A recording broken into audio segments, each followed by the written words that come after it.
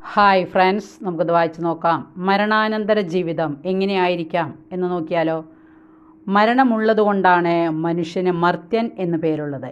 പാപാവസ്ഥയിലുള്ള മരണം ശിക്ഷാവിധിയിലേക്കും നിത്യനാശത്തിലേക്കുമുള്ള വാതായനമാണ് എന്ന അർത്ഥത്തിലാണ് ഈ വചനഭാഗങ്ങളെ മനസ്സിലാക്കേണ്ടത്. ആദിമാതാപിതാക്കൾ ദൈവഹിതം ധിക്കരിച്ചതിൻ്റെ ഫലമായി ലോകത്ത് രംഗപ്രവേശനം ചെയ്ത മരണത്തെ ഇല്ലാതാക്കാൻ ദൈവപുത്രനായ ക്രിസ്തു ദൈവഹിതാനുസൃതം മരിച്ചു.